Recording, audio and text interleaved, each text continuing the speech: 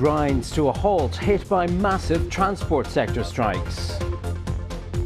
And the collapsed Silicon Valley Bank has found a buyer for its assets, including its hefty loan book.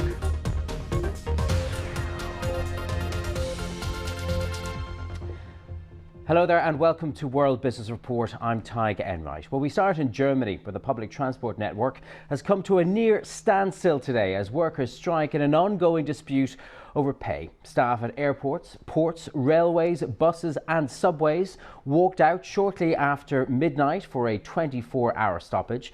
It is the biggest strike in Germany for decades. Two of the country's biggest unions, which are demanding significant pay rises for their workers, want to increase the pressure on employers ahead of another round of negotiations. Well, let's get more on this with Michael Field, who's a European market strategist at Morningstar. Thanks for being with us today, Michael. This is a battle that we're seeing play out in so many countries dealing with cost of living crises. Zone in on Germany. Talk to us about what circumstances the transport workers there are fighting back at. Thanks, Tadhg. So yeah, I think in Germany you've got two specific things going on. One is that inflation, like in other parts of the Eurozone, is still persistently high. In February it fell, but it's still close to 9%. So that's obviously taxing workers' wallets. And secondly, with Germany, this country relies heavily on collective bargaining schemes. And as those roll off over the course of the year, you're going to see more of these negotiations and possibly more of these strikes as people kind of strive to get those wage increases that they feel they need. And indeed, here in Britain, we've been dealing with a wave of transport strikes over the last 6 months. In certain other countries, transport strikes are kind of a regular part of doing business. But I wonder how unusual and how damaging a work stoppage on this scale is for a country like Germany. Well, I think the answer is, the question is, how long does it go on for? You know, look, we're looking now at a 24-hour strike. It's on a Monday. So that's obviously going to have a huge impact. And as you mentioned, you've got two of the kind of largest unions in Germany taking action on this and encouraging their workers to strike. So the longer this goes on, the more of a problem we're going to have. But as you've seen earlier in the year in Germany, other unions have managed to get those pay increases for their workers. So it depends who's going to cave first on that perspective. And indeed, one of the fight backs against the strikers in other countries like the UK has been that these pay demands are themselves inflationary. Is that a debate that's playing out in Germany now too? I think that's certainly the case. Yeah, look, the two unions are looking for between 10.5% and 12% pay increases. Obviously, that's going to have an impact when you've got unions, with collective members of more than 2.5 million people. Inflation's been kind of falling in Europe, but there's an element of it that's kind of still persistent. And as we see more of these unions negotiate, and if we see more pay increases being given over the course of the year, like you said, inflation could be circular and it definitely could be persistent. Okay, Michael Field of Morningstar, thank you very much for joining us with your thoughts today. Well, now to the United States, where the Silicon Valley Bank, which fell into bankruptcy earlier this month, has found a buyer for its deposits and loans. First Citizens Bank, which is a North Carolina-based bank, will reopen SVB's 17 branches under its own name today. The deal was announced by the Federal Deposit Insurance Corporation, which has until now guaranteed deposits held in SVB accounts. First Citizens is buying loans worth $72 billion at a $16.5 billion discount, and it offers some relief to those concerned about the stability of the banking sector, particularly in the United States. Here's Russ Mould of AJ Bell. I think it will certainly reassure depositors, which is perhaps the most important thing of all, that there's now a safe home for their capital. I guess stock markets may view it slightly more concerned, given the very, very low price which First Citizens has paid to get hold of the assets in the loan book. And I mean, America's 14th or 16th biggest bank has really been bought for a very big discount to the to the stated accounting value of its assets. So that will remain a concern for shareholders at least. Well, staying with the banking crisis, the chairman of the Saudi National Bank has resigned.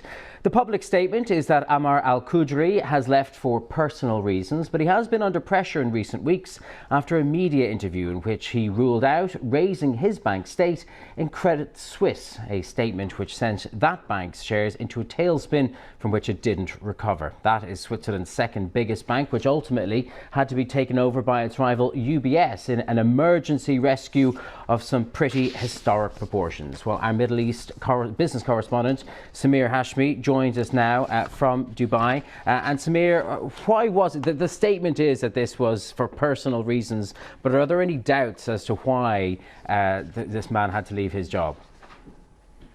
Well, there's no doubt that it was not, of course, for personal reasons, and there were other factors at play. Let me just rewind back and take you to March 15th. Just 12 days ago, in Riyadh, on a sunny day, there was this banking conference that was happening in the capital of the kingdom, and Mr. Amar Al-Khadeeri was one of the guests over there.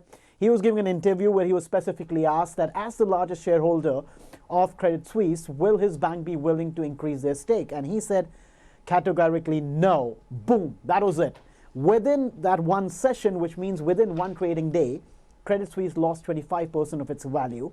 Interestingly, he came on the next day on another network to clarify those comments and to win back some of the investor confidence. But I think the damage was done and there was no looking back. And as one analyst was telling me, that Mr. Khadeeri, with that one comment, ended up writing his name in the history books. And why were his comments so incendiary? Because he's pointing at regulatory reasons as to why it wasn't a good idea. It was factual. So what's the problem with his statement?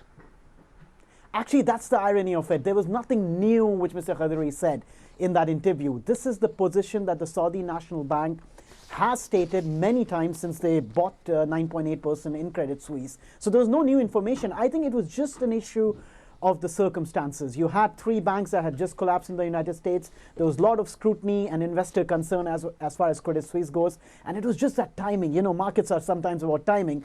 That a comment like this from a largest shareholder coming in that they're not going to offer any help, I think that was just a tipping point. I think it was just bad luck, you could say, or you could say bad timing. But nevertheless, those comments proved to be catastrophic for Credit Suisse and even its investors. Indeed, perhaps a question of tone as well. Samir Hashmi in Dubai, there we'll have to leave it. Thank you very much. In other business today, the founder of the Chinese online retailer Alibaba, Jack Ma, has returned to China after more than a year of apparent exile. The South China Morning Post has reported he visited a school in the Chinese city of Hangzhou. Ma left China after criticizing the country's regulatory system. Alibaba's Hong Kong listed shares jumped by 4% on the news.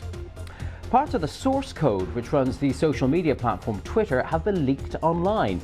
The code was posted on GitHub, a website where software developers share code, but it was removed after Twitter complained. It's the latest problem to hit Twitter since it was bought by the multi-billionaire Elon Musk, who's cut staff and other costs dramatically.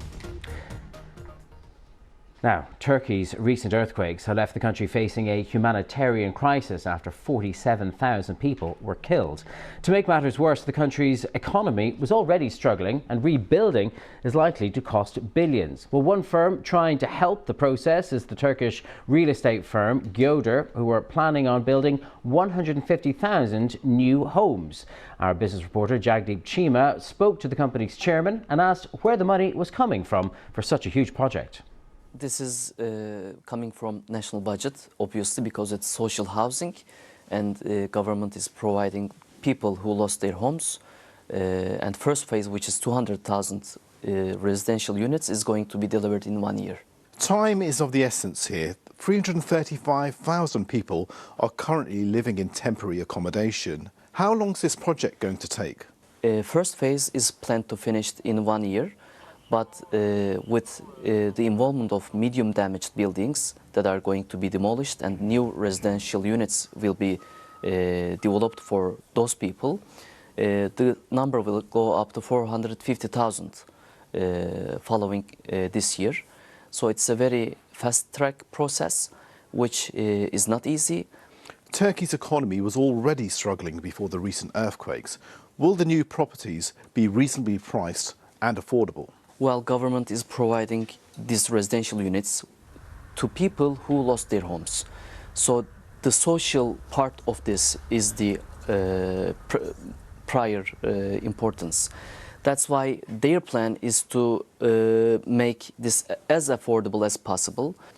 And that's World Business Report for now. I'll be back in a few hours. Bye-bye.